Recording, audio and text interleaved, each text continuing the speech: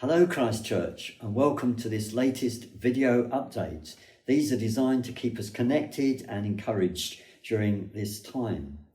I must say I am really looking forward to a haircut. Each week it becomes more and more difficult to manage and time consuming, and so I'm looking forward to sitting in that barber's chair once again.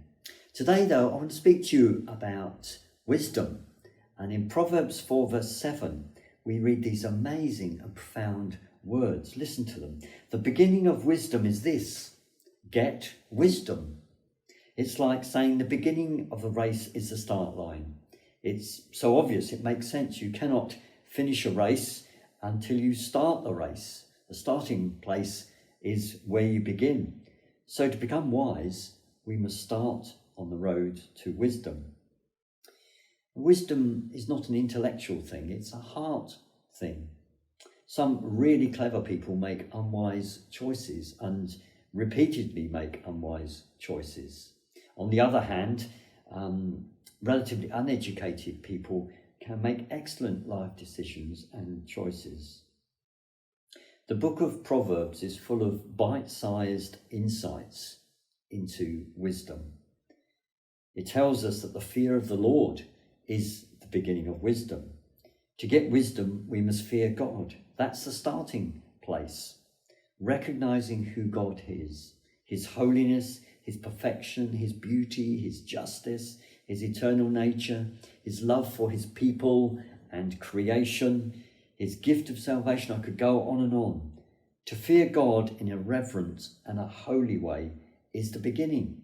It's the starting block for wisdom. Having a right view and perspective on God, our loving Heavenly Father, is the beginning of wisdom. Making wise choices is not about fame and success. It's not about fulfillment in life or reaching our potential, because sometimes godly wisdom can be costly.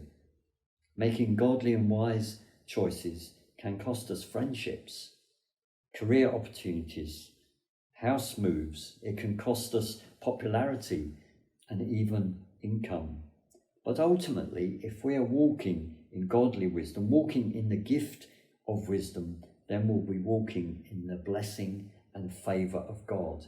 And this is what counts. Christ demonstrated this to us.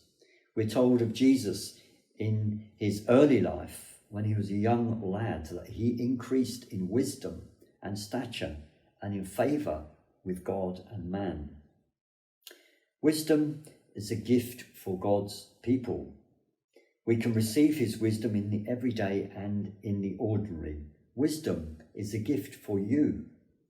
We can walk in the gift of wisdom, in the spirit of wisdom, even in times of personal crisis and national crisis. James 1 verse 5 says, "If any of you lacks wisdom, let him ask God, who gives generously to all without reproach, and it will be given to him." You know, we often rely on our own understanding, our own common sense, our own past experience. We rely on, well, I did it this way before, so it should be okay again. That is leaning on our own understanding, and Proverbs 3 warns us against this.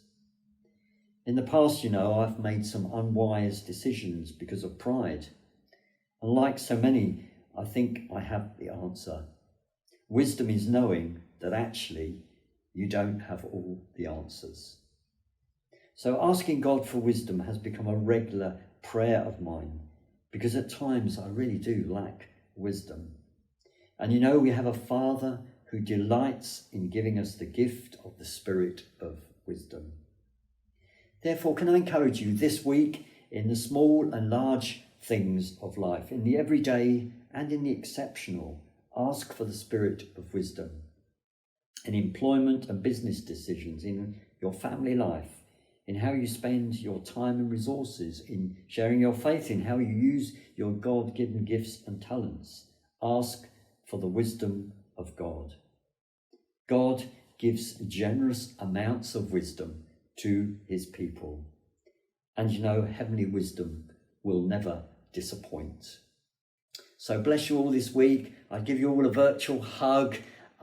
Stay connected with one another and see you soon.